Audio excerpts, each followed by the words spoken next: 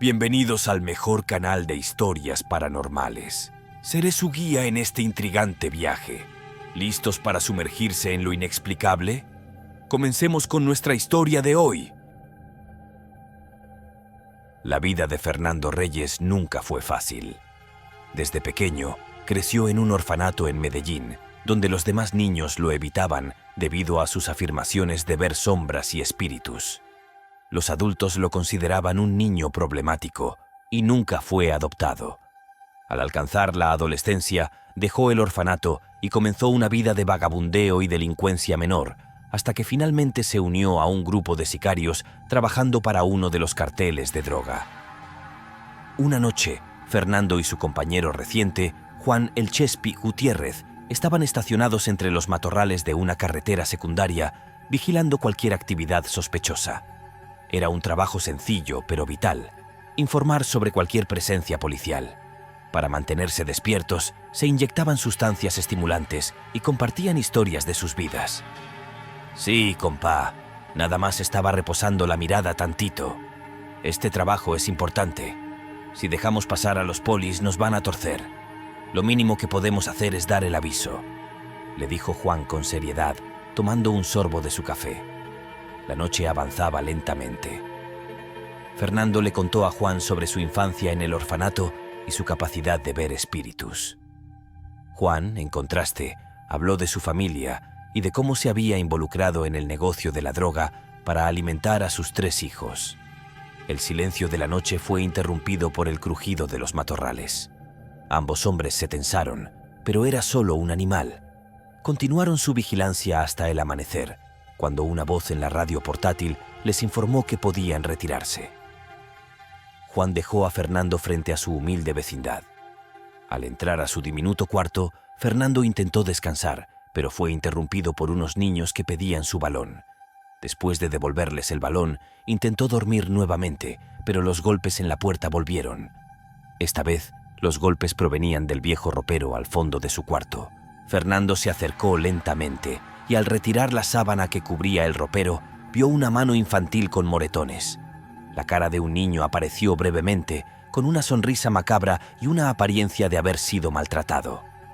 El horror lo derribó al suelo, cubriéndose con la sábana. Cuando finalmente se atrevió a mirar de nuevo, el niño había desaparecido. Esa tarde, mientras conversaba con la casera, Fernando preguntó si alguna tragedia había ocurrido en el vecindario.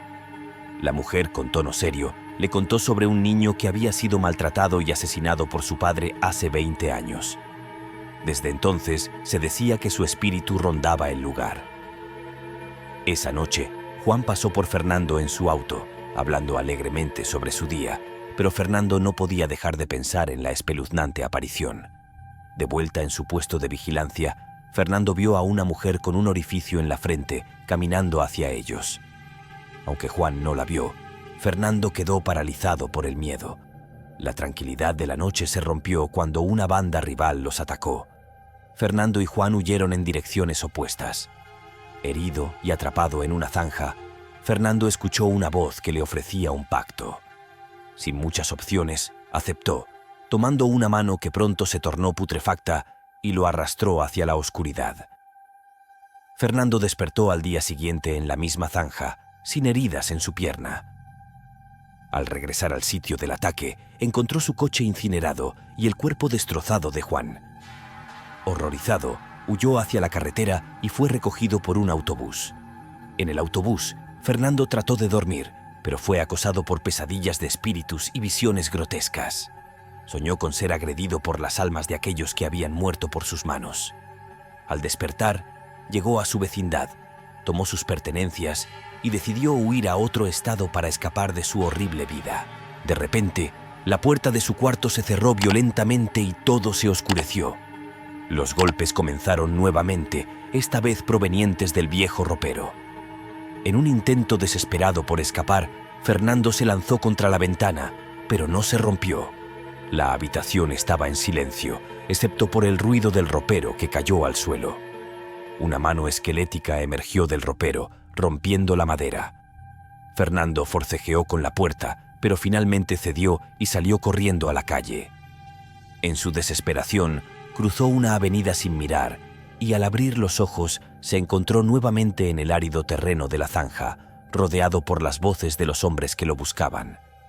Para su fortuna fue encontrado por la policía, que lo llevó al hospital más cercano. Allí atendieron sus heridas y lo esposaron por sus crímenes. Durante el interrogatorio, Fernando intentó explicar lo sucedido, pero fue tomado por loco. Finalmente, fue condenado a prisión, donde sus tormentos no cesaron.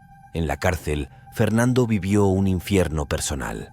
Sus visiones no desaparecieron, al contrario, se intensificaron. Cada noche soñaba con los espíritus de sus víctimas y con el niño maltratado que había visto en su cuarto. Los demás presos lo consideraban loco y los guardias lo mantenían vigilado. Una noche, mientras intentaba dormir, Fernando vio la figura del niño nuevamente, esta vez dentro de su celda. La figura se acercó lentamente y Fernando sintió un terror paralizante. El niño, con su sonrisa macabra, le susurró al oído: «Tu alma es mía. Nunca escaparás de tu destino». Fernando se despertó gritando, solo para darse cuenta de que estaba solo en su celda. La oscuridad y el silencio lo envolvieron, pero el sentimiento de ser observado no desapareció.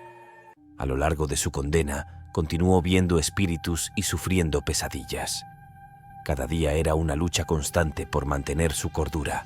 Años después, Fernando salió de prisión, pero su tormento no terminó. Viajó de ciudad en ciudad tratando de encontrar paz, pero los espíritus lo siguieron a donde quiera que iba.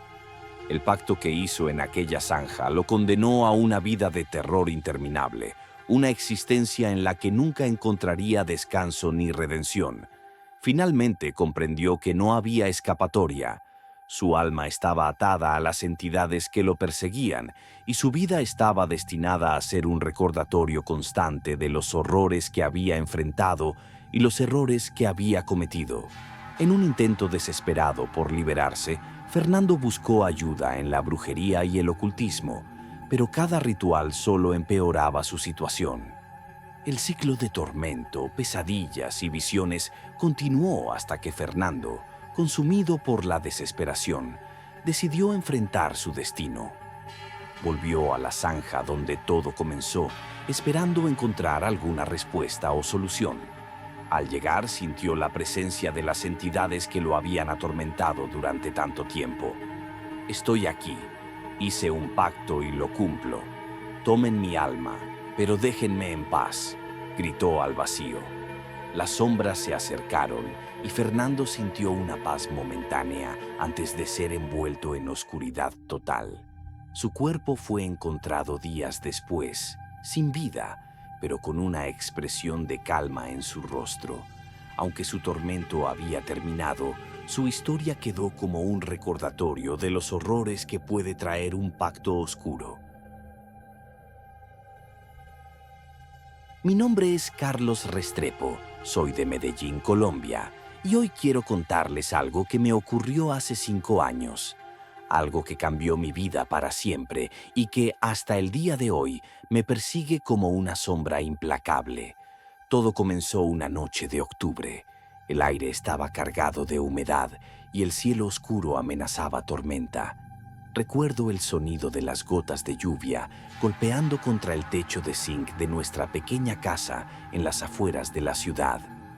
Mi hija Sofía, de apenas 6 años, yacía en su cama, ardiendo en fiebre. Su respiración era débil y entrecortada, y su piel, normalmente morena y llena de vida, estaba pálida como la cera. Los médicos nos habían dado la peor noticia que unos padres pueden recibir. A Sofía le quedaban semanas, tal vez días de vida. Una enfermedad rara y agresiva estaba consumiendo su pequeño cuerpo, y la medicina convencional ya no podía hacer nada por ella. Yo había sido sicario del cartel de Medellín durante años. Había visto y hecho cosas que me perseguirían por siempre, pero nada se comparaba con el dolor de ver a mi hija muriendo lentamente frente a mis ojos. Estaba desesperado, dispuesto a hacer cualquier cosa por salvarla. Fue entonces cuando escuché por primera vez acerca de El Brujo, un hombre misterioso que vivía en lo profundo de la selva del Darién, en la frontera con Panamá. Se decía que tenía poderes oscuros, que podía curar enfermedades incurables y conceder deseos imposibles. Pero sus servicios tenían un precio que iba más allá del dinero. Sin pensarlo 2 veces, dejé a Sofía al cuidado de mi esposa y emprendí el peligroso viaje hacia la selva. El camino fue arduo, lleno de peligros y obstáculos. La vegetación densa y húmeda parecía querer tragarme y los sonidos de la jungla me ponían los pelos de punta. Serpientes, jaguares y guerrilleros eran solo algunos de los peligros que acechaban en cada esquina. Después de días de caminata, llegué a una pequeña choza en medio de un claro. El aire allí era denso, cargado de un olor dulzón y nauseabundo. Frente a la choza, sentado en un tronco, estaba un hombre anciano de piel arrugada y ojos negros como pozos sin fondo. Sin decir una palabra, me hizo un gesto para que me acercara. «Sé por qué has venido», dijo con una voz ronca que me heló la sangre. «Puedo salvar a tu hija, pero el precio será alto. ¿Estás dispuesto a pagarlo?» Sin dudarlo, respondí que sí. El anciano sonrió, mostrando una hilera de dientes amarillentos y puntiagudos. Me tendió un pequeño frasco con un líquido oscuro y espeso. «Dale esto a tu hija y sanará. Pero recuerda, cada vida salvada requiere otra en su lugar. Y las voces siempre estarán contigo». Tomé el frasco con manos temblorosas y emprendí el camino de regreso. La selva parecía aún más amenazante ahora, como si supiera el pacto que acababa de hacer. Los sonidos de los animales nocturnos se mezclaban en mi cabeza, formando susurros incomprensibles que me seguían a cada paso. Llegué a casa justo a tiempo. Sofía estaba al borde de la muerte. Sin decir nada a mi esposa, le di de beber el contenido del frasco. Lo que sucedió después fue un milagro. En cuestión de horas, el color volvió a sus mejillas y la fiebre desapareció. Los médicos no podían explicarlo. Hablaban de remisiones espontáneas y milagros médicos, pero yo sabía la verdad. Había hecho un pacto con algo oscuro y poderoso y pronto descubriría el verdadero costo de mis acciones. Esa noche, mientras todos celebraban la recuperación de Sofía, escuché por primera vez los susurros con claridad. Voces que surgían de las sombras, que me llamaban, que me urgían a tomar vidas para mantener el equilibrio. Y supe que mi pesadilla apenas comenzaba. Los días siguientes a la recuperación de Sofía fueron una mezcla extraña de alegría y terror. Ver a mi hija correteando por la casa, riendo y jugando como si nunca hubiera estado enferma, llenaba mi corazón de una felicidad indescriptible. Pero esa felicidad estaba constantemente ensombrecida por los susurros. Al principio eran apenas audibles, como el murmullo del viento entre las hojas. Pero con el paso de los días se fueron haciendo más fuertes y claros. Voces que surgían de la nada, que me hablaban cuando estaba solo, que me despertaban en medio de la noche. Una vida por otra, repetían incesantemente. El equilibrio debe mantenerse. Intenté ignorarlas, convencerme de que era solo mi imaginación, un efecto secundario del estrés y la falta de sueño. Pero las voces se volvían más insistentes cada día. Comenzaron a mostrarme imágenes, rostros de personas desconocidas, lugares que nunca había visto, y con cada imagen, un impulso casi irresistible de matar. Mi comportamiento empezó a cambiar. Me volví irritable, paranoico. Saltaba ante el menor ruido y evitaba el contacto con otras personas. Mi esposa, María, notaba que algo andaba mal, pero yo no podía explicarle lo que estaba pasando. ¿Cómo decirle que había hecho un pacto con algo oscuro para salvar a nuestra hija? Una noche, mientras caminaba por las calles de Medellín tratando de aclarar mi mente, me encontré con Javier, un antiguo compañero de mis días como sicario. Al verlo, las voces en mi cabeza se volvieron ensordecedoras. «Es él», gritaban. su vida por la de tu hija. Sentí que mi mano se movía involuntariamente hacia la pistola que siempre llevaba conmigo. El sudor frío corría por mi espalda mientras luchaba contra el impulso de disparar allí mismo, en plena calle. Javier debió notar algo en mi expresión, porque se acercó preocupado. ¿Estás bien, parcero? Te ves pálido.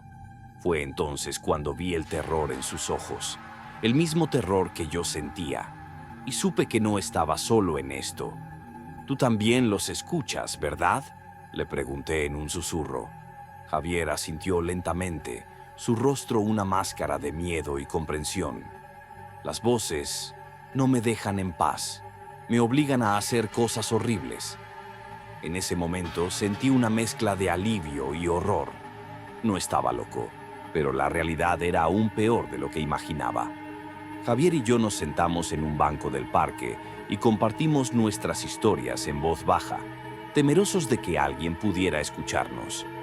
Resultó que Javier también había hecho un trato con el brujo para salvar a su hermano de una sobredosis, y al igual que yo, estaba pagando un precio terrible. «He matado a 3 personas desde entonces», me confesó con voz temblorosa. «Cada vez que lo hago, las voces se callan por un tiempo, pero siempre vuelven, más fuertes y más exigentes». Mientras hablábamos, noté que las sombras a nuestro alrededor parecían moverse, como si tuvieran vida propia. El aire se volvió frío y pesado, y pude jurar que escuchaba risas burlonas en la distancia. Javier y yo acordamos mantenernos en contacto, apoyarnos mutuamente en nuestra lucha contra los susurros. Pero mientras me despedía de él y caminaba de vuelta a casa, sentí que estaba siendo observado. Las calles familiares de Medellín de repente parecían amenazantes y extrañas. Al llegar a casa encontré a Sofía dormida plácidamente en su cama. La besé en la frente, sintiendo una punzada de culpa al pensar en el precio que otros estaban pagando por su vida. Esa noche, mientras yacía despierto escuchando la respiración tranquila de María a mi lado, tomé una decisión. No importaba lo que costara, no cedería ante los susurros. Encontraría una manera de romper este pacto maldito, de liberar a Javier y a mí mismo de este tormento. Pero en el fondo de mi mente, las voces se reían, como si supieran que mi resolución era inútil. Y mientras la noche avanzaba, sus susurros se mezclaban con el viento, trayendo consigo la promesa de un horror aún mayor por venir. Los días se convirtieron en semanas y las semanas en meses. Cada día era una batalla constante contra los susurros, contra los impulsos oscuros que amenazaban con consumirme. Javier y yo nos reuníamos regularmente, compartiendo nuestras luchas y buscando desesperadamente una salida. Investigamos todo lo que pudimos sobre el brujo y sus tratos, siguiendo pistas que nos llevaron a los rincones más oscuros de Medellín y más allá. Descubrimos que no éramos los únicos. Había otros, dispersos por toda Colombia, que habían hecho pactos similares y ahora sufrían el mismo tormento. Una noche, mientras cenaba con mi familia, Sofía me miró con sus grandes ojos marrones y me preguntó: «Papi, ¿por qué siempre estás triste?». Su inocente pregunta me atravesó como un cuchillo. ¿Cómo explicarle que su vida había sido comprada con sangre? Fue en ese momento cuando tomé una decisión desesperada. Tenía que acabar con esto de una vez por todas, sin importar el costo. Le dije a María que tenía que hacer un viaje de negocios y me despedí de Sofía con un abrazo que duró más de lo normal. Con Javier como mi único aliado, emprendimos el peligroso viaje de vuelta a la selva del Darién. El camino fue aún más difícil esta vez, como si la misma jungla intentara impedir nuestro avance. Los sonidos de la selva se mezclaban con los susurros en nuestras cabezas, creando una cacofonía enloquecedora. Después de días de caminata, llegamos al claro donde había conocido a el brujo. Pero la choza estaba vacía, abandonada desde hace tiempo. La desesperación amenazaba con apoderarse de nosotros cuando escuchamos una risa familiar entre los árboles. El brujo apareció de entre las sombras, su figura aún más aterradora de lo que recordaba. Han vuelto, dijo con una sonrisa que helaba la sangre. ¿Acaso no están satisfechos con nuestro trato? Venimos a romper el pacto, declaré, intentando que mi voz no temblara. Esto tiene que terminar. El anciano rió, un sonido que resonó en la selva y en nuestras mentes. Los pactos no se rompen, se pagan, y ustedes aún no han pagado lo suficiente. Fue entonces cuando Javier, en un arrebato de desesperación, sacó su arma y apuntó al brujo. El disparo resonó en el claro, pero la bala pareció atravesar al anciano como si fuera humo. Lo que sucedió después es difícil de describir. El mundo a nuestro alrededor pareció distorsionarse, las sombras cobraron vida y nos rodearon. Los susurros se convirtieron en gritos ensordecedores que llenaban nuestras mentes. En medio del caos, el brujo nos reveló la verdad. No había sido él quien había hecho los pactos con nosotros, sino algo mucho más antiguo y oscuro, algo que se alimentaba de la desesperación y el dolor humano. «Solo hay una forma de terminar con esto», dijo el anciano, su voz mezclándose con los susurros. «Un sacrificio voluntario». Miré a Javier y vi en sus ojos la misma resolución que sentía yo. Sin decir una palabra, ambos entendimos lo que teníamos que hacer. «Yo lo haré», dije finalmente, «por mi hija, por todos los que hemos lastimado». Lo último que recuerdo es la sensación de caer en un abismo sin fondo, mientras los susurros finalmente se desvanecían en el silencio. Desperté días después en un hospital de Medellín, sin saber cómo había llegado allí. Javier había desaparecido sin dejar rastro. Los médicos hablaban de un milagro, de cómo había sobrevivido a condiciones que deberían haberme matado. Pero yo sabía la verdad. Algo había cambiado. Los susurros se habían ido, pero también una parte de mí. Podía sentir un vacío en mi interior, como si hubiera perdido algo que nunca podría recuperar. Volví con mi familia, agradecido por la oportunidad de ver crecer a Sofía, pero cargando el peso de todo lo que había sucedido. Cada noche, antes de dormir, reviso la casa, asegurándome de que las sombras estén donde deben estar, temiendo que algún día los susurros vuelvan. Y así termino mi historia. Hasta el día de hoy, no puedo explicar completamente lo que sucedió en esa selva, pero sé que fue real. El precio de una vida es más alto de lo que cualquiera pueda imaginar, y hay fuerzas en este mundo que es mejor no perturbar. Si algo he aprendido de todo esto, es que nuestras acciones tienen consecuencias, a veces más allá de lo que podemos comprender, y que el verdadero horror no siempre viene de lo sobrenatural, sino de las profundidades de la desesperación humana. Cada día agradezco la segunda oportunidad que se me ha dado, pero nunca olvido el costo que otros pagaron por ella. Y en las noches más oscuras, cuando el viento susurra entre los árboles, no puedo evitar preguntarme si algún día tendré que pagar el precio final. Mi nombre es Rodrigo Suárez. Soy de Cali, Colombia, y hoy quiero contarles algo que me ocurrió hace 2 años. Una experiencia que me persigue día y noche y que cambió para siempre mi percepción de la realidad y de mí mismo.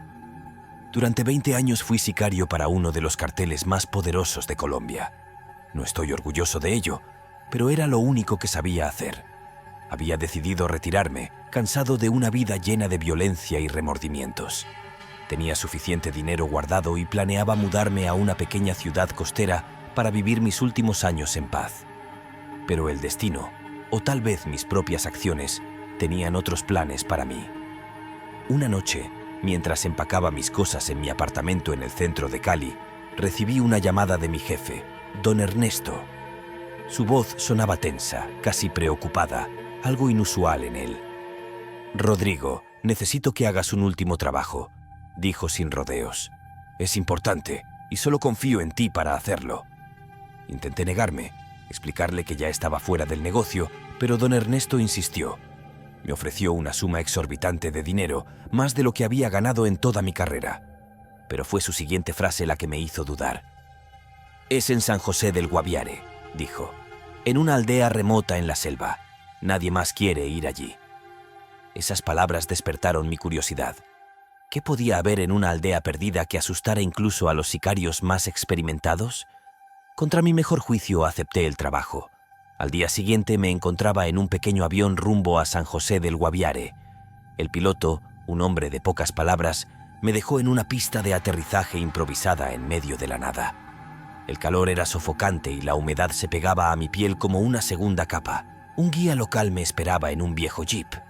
Durante el trayecto por caminos de tierra, intenté obtener información sobre mi objetivo y la aldea, pero el hombre se limitó a sacudir la cabeza y murmurar: «Es mejor que no sepa, señor. Hay cosas en esa selva que es mejor no perturbar». Después de horas de viaje, llegamos a la aldea al atardecer. Era un puñado de casas de madera y techos de paja rodeadas por la densa vegetación de la selva. El silencio era opresivo, interrumpido solo por el ocasional canto de algún pájaro exótico y el zumbido constante de los insectos. Mi guía se negó a entrar en la aldea. Me dejó en la entrada con una advertencia final: «Tenga cuidado con la noche, señor, y si escucha voces en la selva, no las siga».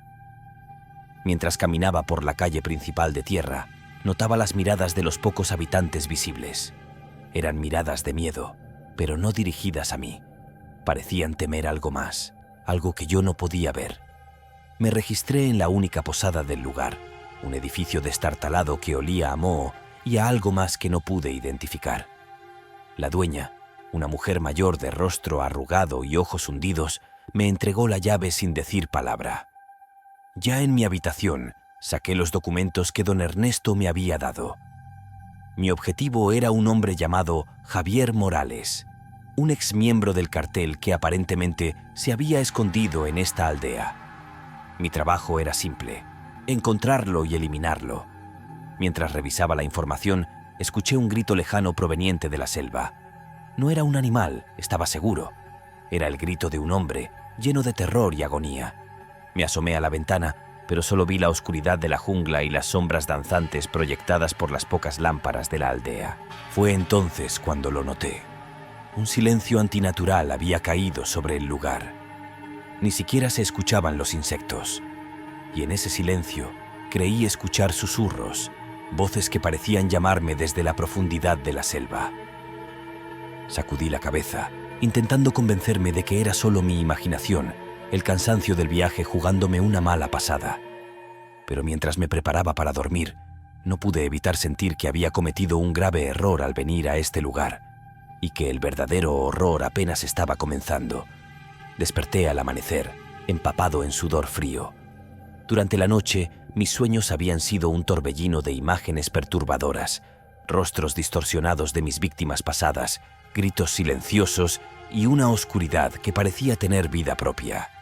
El aire en la habitación era denso y sofocante, como si algo invisible lo impregnara. Salí a la calle principal de la aldea, decidido a comenzar mi búsqueda de Javier Morales. La luz del día no hizo mucho para disipar la sensación de inquietud que me envolvía. Los pocos habitantes que vi evitaban mi mirada, apresurándose a entrar en sus casas al verme pasar. Me acerqué a un anciano que estaba sentado frente a su casa, tallando un trozo de madera. Al preguntarle por Morales, el hombre dejó de tallar y me miró con ojos cansados y llenos de una sabiduría oscura. «Ese hombre que buscas», dijo con voz ronca, «llegó aquí hace unos meses, pero ya no es el mismo. Nadie que viene a esta tierra con las manos manchadas de sangre se salva del castigo». Antes de que pudiera preguntarle más, el anciano se levantó y entró en su casa, cerrando la puerta tras de sí. Sus palabras resonaban en mi mente, alimentando una creciente sensación de paranoia. Continué mi búsqueda durante todo el día, pero nadie parecía dispuesto a hablar. La aldea, que ya de por sí era pequeña, parecía encogerse a mi alrededor, como si las mismas casas quisieran ocultarme algo. Al caer la tarde, decidí adentrarme en la selva que rodeaba la aldea. El follaje era tan denso que la poca luz que quedaba apenas penetraba, creando un mundo de sombras verdes y negras. Los sonidos de la jungla, que deberían haber sido abundantes, estaban extrañamente amortiguados. Fue entonces cuando lo vi por primera vez. Entre los árboles, a unos 50 metros de distancia, una figura humana me observaba. Era un hombre, estaba seguro, pero había algo extraño en su postura, en la forma en que se movía. Cuando intenté acercarme, la figura se desvaneció entre la vegetación. El corazón me latía con fuerza mientras regresaba apresuradamente a la aldea. La noche había caído por completo, y las pocas luces de las casas apenas iluminaban las calles de tierra. En la oscuridad, las sombras parecían moverse por sí solas, y juraría haber escuchado susurros que pronunciaban mi nombre. Llegué a la posada y me encerré en mi habitación, con el arma lista. Fue una noche larga y tensa. Cada crujido, cada sonido, me hacía saltar. En algún momento de la madrugada, escuché golpes en la puerta. Cuando finalmente me armé de valor para abrir, no había nadie allí. Solo una marca húmeda en el suelo, como si alguien hubiera estado de pie, goteando algún líquido oscuro. Al día siguiente decidí enfrentar directamente a la dueña de la posada. La encontré en la cocina, preparando lo que parecía ser un brebaje de hierbas de olor nauseabundo. ¿Qué está pasando en este lugar?, exigí saber. ¿Dónde está Javier Morales? La mujer me miró con una mezcla de lástima y resignación. Morales está aquí, sí, pero ya no es el hombre que busca. La selva lo ha cambiado, como cambia a todos los que vienen aquí huyendo de sus crímenes. ¿De qué está hablando?, pregunté, sintiendo un escalofrío recorrer mi espalda.